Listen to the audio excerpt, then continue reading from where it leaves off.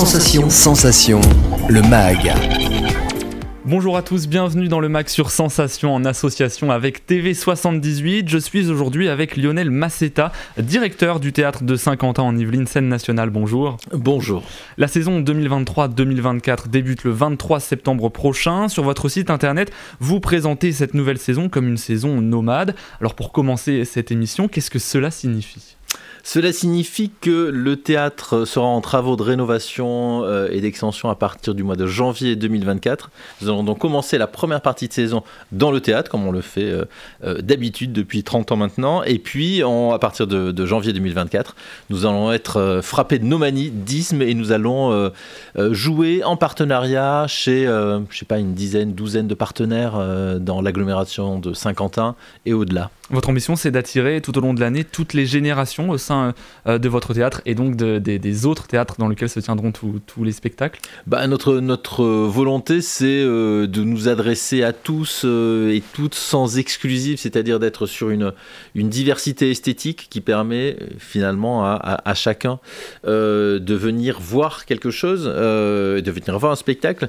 Mais notre boulot aussi, et c'est ça qui le rend quand même un tout petit peu plus compliqué, c'est d'être un lieu de découverte. C'est-à-dire qu'on a véritablement envie que les spectateurs qui viennent au théâtre utilisent ce lieu comme un lieu de découverte, puisqu'on voit quand même beaucoup de choses toute l'année pour pouvoir faire la programmation.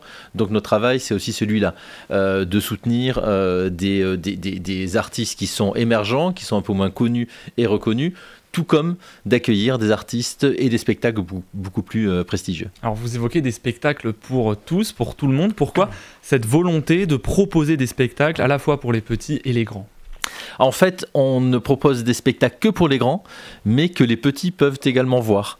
C'est-à-dire qu'on a alors je lis sous forme de boutade, mais on a une programmation familiale qui est assez conséquente. Je pense que sur les 48 spectacles de la saison prochaine, il doit y avoir un tiers qui sont à voir en famille, qui sont estampillés à voir en famille, à partir de 3 ans, 4 ans, 5 ans, 10 ans. L'idée, c'est que la pratique culturelle, la sortie au théâtre, tout comme la sortie au musée, ça pourrait être le cas aussi, puisse se faire en famille et finalement que cette culture-là de la sortie se fomente déjà en famille. Et l'idée dans la programmation familiale, c'est que les parents qui accompagnent leurs enfants au théâtre ne s'ennuient pas non plus. Voilà. Donc on est sur des spectacles, souvent quand on est sur la programmation familiale, à plusieurs niveaux de lecture. Alors la programmation du mois d'octobre est assez dense. Le 3 octobre, on commencera le mois en musique avec le concert Fado M Movimento. Qu'est-ce qui attend le public pour cet événement culturel ? Vous avez un très très bel accent portugais. Je vous remercie.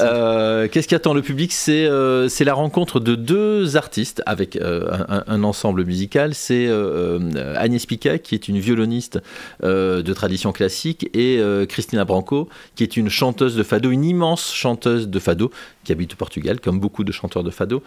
L'idée pour elle était de demander à un compositeur de leur composer un programme qui puisse réunir les influences, qui puisse réunir leurs deux influences. Et ce qui est très intéressant dans ce programme-là, c'est qu'on prend souvent le fado comme une musique de la tradition portugaise, mais Cristina Branco et le compositeur qui a travaillé avec les deux artistes nous montrent que c'est aussi une musique qui a une vie aujourd'hui, qui est une musique d'aujourd'hui, qui est nourrie de multiples influences.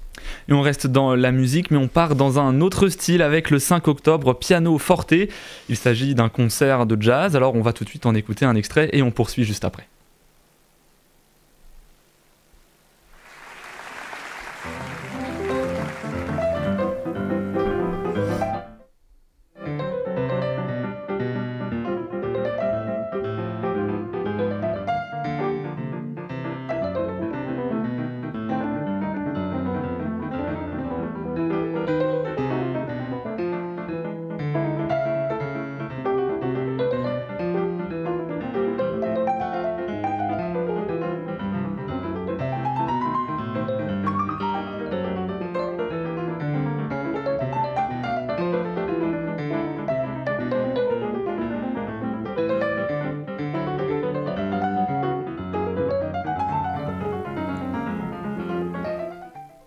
Pianoforte, un concert de jazz qui aura lieu le 5 octobre au Grand Théâtre. Pourquoi avoir décidé de programmer ce groupe de musique au Théâtre de Saint-Quentin en Yvelines, scène nationale? Alors ce n'est pas un groupe, quoique ça pourrait être un groupe, c'est 4 individualités, 4 des plus grands pianistes de la scène jazz française, Boyan Z, Pierre de Bettman, Baptiste Trottignon et Eric Lénini.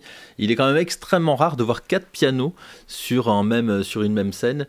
Eux ont réussi ce pari, ils avaient créé ça il y a 2-3 ans, voilà, c'était un pari, c'était pour s'amuser, et en fait ça fonctionne super bien, et voilà, c'est tellement réjouissant de les voir s'amuser avec les standards de jazz que quand j'ai vu ce concert, je me suis dit on ne peut pas passer à côté de cette merveille absolue qui permettra aussi à celles qui n'aiment pas ou qui ne connaissent pas le jazz de l'apprécier. Et du 10 au 14 octobre, la compagnie La Volige présentera son spectacle Monte Cristo. Il s'agit d'une pièce de théâtre. Alors que va-t-elle raconter, cette pièce de théâtre ? L'histoire de Monte Cristo.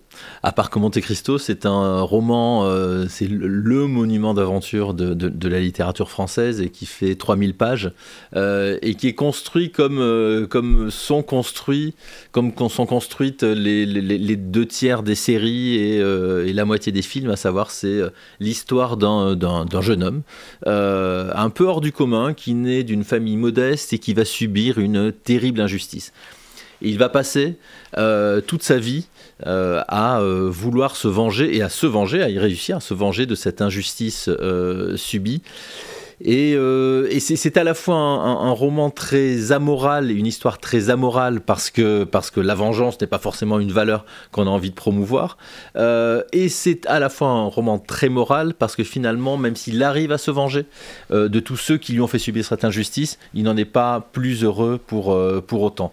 Donc en 1h30 de théâtre musical, vous avez ces 3000 pages du roman d'Alexandre Dumas qui sont résumées. Et je rajouterai juste une chose, parce que je faisais référence aux séries et aux films. On peut parfaitement penser que pour écrire ce roman, Alexandre Dumas a fait appel à un pool d'auteurs, exactement comme le font les séries avec des pools de scénaristes. Et on va justement écouter le teaser ensemble de cette pièce de théâtre, et on poursuit juste après.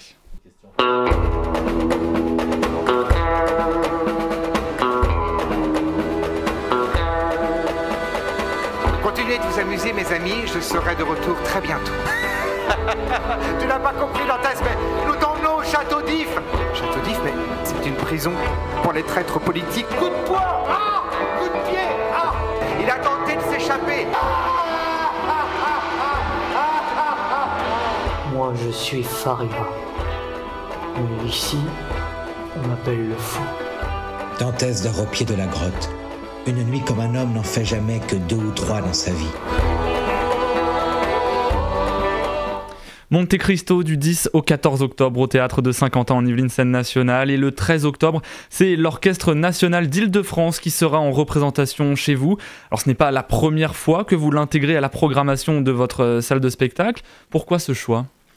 Parce que c'est vrai que c'est une collaboration qu'on a depuis des années et des années, et parce que l'Orchestre National d'Île-de-France est certainement des plus beaux orchestres symphoniques qui a en plus une mission, moi, qui me plaît beaucoup, c'est celle d'apporter la musique partout où elle n'est pas forcément présente. Donc, outre ces concerts dans des lieux qui sont habitués à écouter de la musique, comme le Théâtre de Saint-Quentin en Yvelines, c'est un orchestre qui se déplace absolument partout, dans toutes les salles d'Île-de-France. Et puis la symphonie fantastique de Berlioz, on a quand même peu d'occasion de l'écouter. Et le 17 octobre au Petit Théâtre, Raphaël Lanader sera présente avec son concert Cheminement. Est-ce que vous pouvez nous parler un petit peu de l'univers musical de Raphaël Lanader ? Je vais faire très vite parce qu'il ne nous reste qu'une minute, mais Raphaël Lanader, c'est une chanteuse qui a commencé il y a une quinzaine d'années, qui avait fait 2-3 tubes avant de se trouver plutôt en désaccord avec l'industrie musicale. Elle a donc choisi son